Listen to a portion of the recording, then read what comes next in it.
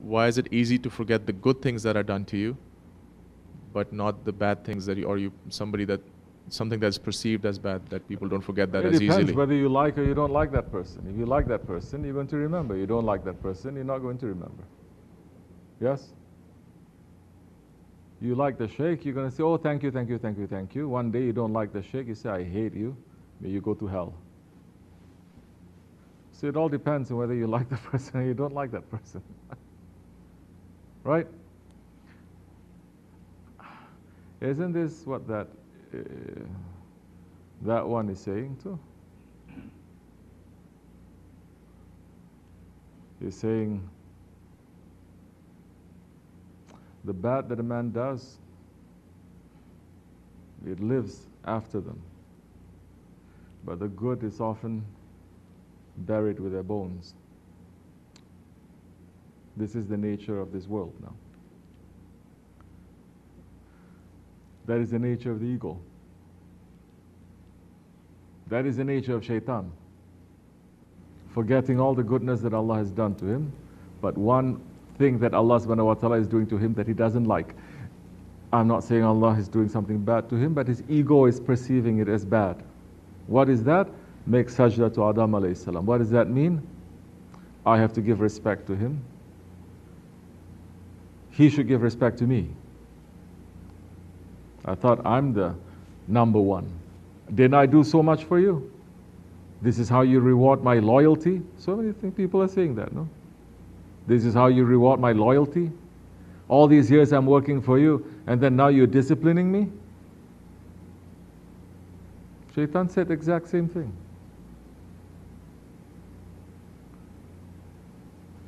The question is not whether you like or you don't like that person, but how you like. You must like the person according to truth. You must dislike a person according to truth. Then there is a balance. Because even if you dislike someone according to truth, you are disliking that action. You will be just. Because with truth, you will have justice. You're not going to say everything gone. You say, no, he did good things, he did bad things. For these bad things, he has to clear the bill. He has to clean himself. Then once he's clean from that, he becomes completely clean. So how you like, how you dislike, and how you like, it has to be according to truth. What truth? Allah, one of his names is Haqq, the truth, the creator of truth. This is not something that is in the air for people to find out, philosophers to argue about. This is our creator, and he had sent limited number of people, the highest level people, his prophets, to us, so that there is no mystery what our Lord wants from us. There is no mystery what is right, there's no mystery what is wrong. And when they left, they trained their successors, their Waris, the saints, the friends of Allah, to do the same. Allah never letting us alone. So, He is the creator of truth. You must like or you must dislike according to truth. Not according to how you feel. Not because what you feel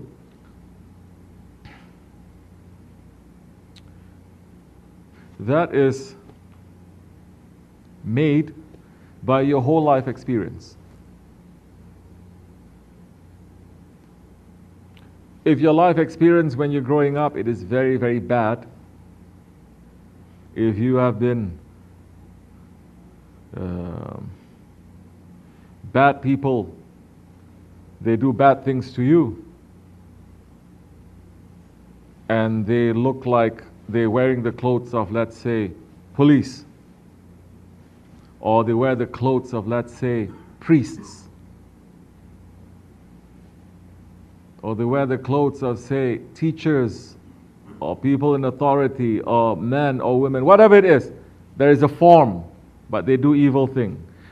Your experience with them, it will shape you your whole entire life. You will always be seeing all these people, never with the same eyes. You cannot be blamed also. up to a certain point. Why I'm saying up to a certain point? Beyond that, you must know, because you grow up, you must have the intelligence to know not everyone is like that. There are bad ones and there are good ones. Once you start looking at it like that, then you are looking at it not according to your feelings, but according to your intelligence, according to akal. And your intelligence and faith, they are together. Intelligence and faith. What is stopping from, let's say, intelligence and faith from being exaggerated? From you doing so many things, you're running, doing so many things top speed. You believe something is right and you run top speed. You're so intelligent, you run top speed. What pulls it back? Modesty. Modesty pulls it back. So, what are your feelings? It's not something that you can trust 100% to. Or what you feel, or what you see, or what you hear. Your senses and all the experience, you cannot trust that 100% to. Who is telling us not to trust it 100%? Who?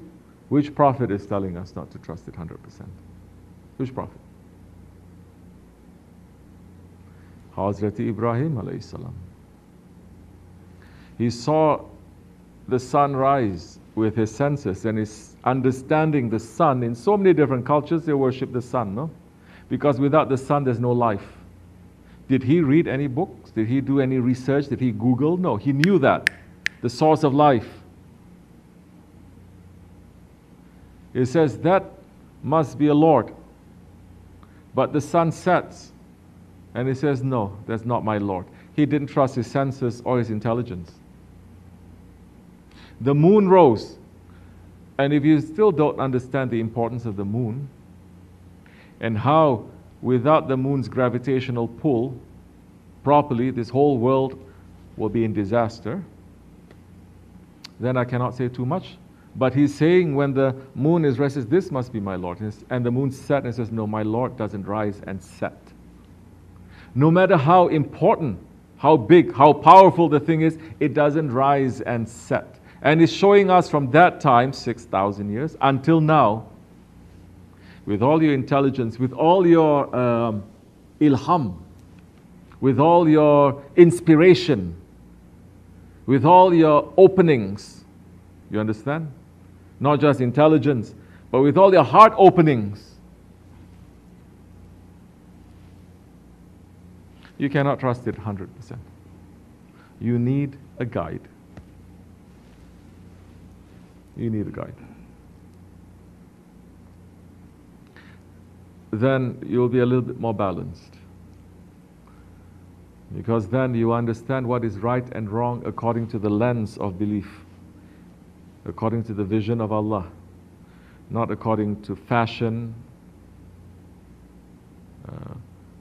or what the world is saying, or what the political ideology is saying, what economics is saying, because this is a big deal. If you live in the capitalist democratic West, your understanding of things is completely different. If you live in communist countries, your understanding is different. You even smile differently.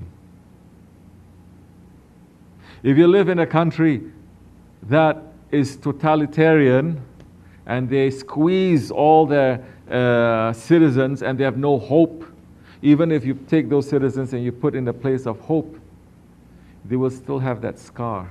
It takes some time to get rid of it. Whether individual, groups, or whole nations, whatever you've gone through, there is still a scar. Which means that you have to go through some sort of spiritual therapy. You understand? You cannot just take out and put over there.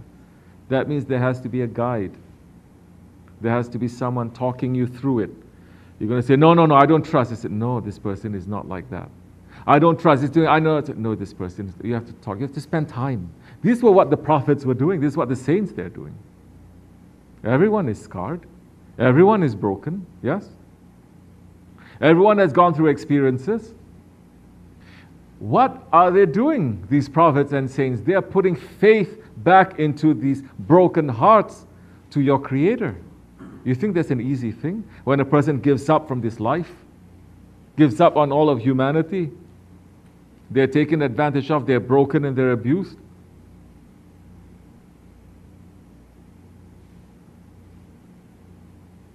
And Allah is still calling and they're still running. And when they find someone who can help them, they are so grateful. But it is not an easy work to patch up a heart. How do you do that? That you have to look at how the prophets and the saints are doing. You cannot find it in books, definitely. So for those broken hearts that they are running for Allah, and you have someone in the look of a spiritual person, wearing a turban, a beard and a jubbah and carrying a cane, and you take advantage of them, you traumatize them, you squeeze them, you cheat and you lie to them.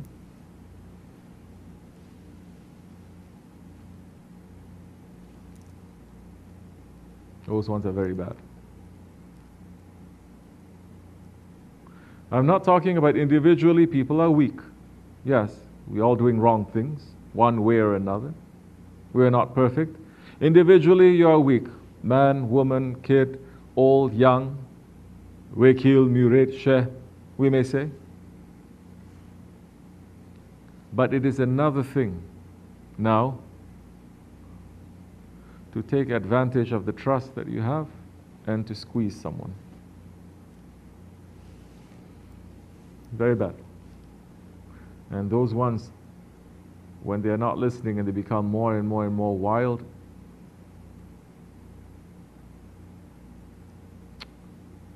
prepare. We are seeking refuge with Allah. We're asking Allah to protect us from that kind of behavior and that kind of understanding. And we must watch to see what we're doing to people around us. Sometimes it doesn't take years and years of abuse. Sometimes that abuse is one look, one word. Yes? And you are doing it over and over and over again. You have to be careful. What you say, how you say, and everything. But it is not also according to daytime talk show hosts or one therapy book or one psychologist. No, we are in a spiritual way. Look to how the Prophet is dealing with these things. Look to how your Shaykh is dealing with these things. How you speak, how you think. Learn at least a little bit from there. We are not saying everyone has to be copycat from each other. No, but take from there.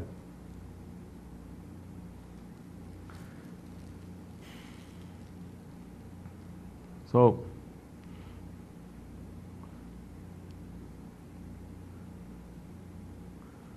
love for the sake of Allah and hate for the sake of Allah properly, you are not going to be unjust. That time, even if you hate a person for the actions, if that person turns around and asks for forgiveness, you will forgive right away. That is a sign of Ahlul Bayt. They do wrong things, they slander you, and they turn around and say, forgive me. You would forgive them. They turn around, they slander you again, and they curse at you. Then they ask for forgiveness. You forgive them. They do it again. You forgive them. That is what real followers of Hazrati Ali did. Now, the one who is saying this, Hazrati Ali, who's saying to the Prophet ﷺ, when that question was given to him and to the Sahabi Kiram, and he says, Ya Rasulullah, it is known to you, if you ask me the same question until Judgment Day, I will give you the same answer. Do you think those ones who are asking for revenge and hatred on this day of Ashura, they are following Hazrati Ali? Huh? Are we saying we have to forgive Yazid? No, that's between him and Allah. It's nothing to do with us. He did a wrong thing, yes.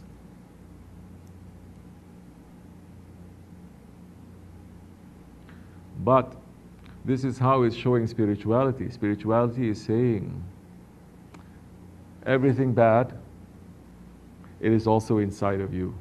Watch out that that bad inside of you doesn't come out. Not just, spirituality is not saying everything good is inside of you. So many people, yeah, I'm so spiritual. I'm so good. Everything good is also inside of me. No, spirituality is understanding that everything bad is also inside of you. As Hazrat Ali is saying, what? Every disease is from you. Every cure is also from you. Understand, Hazrat Ali is not a prophet. He needed a guide too, and that is the Holy Prophet ﷺ. So,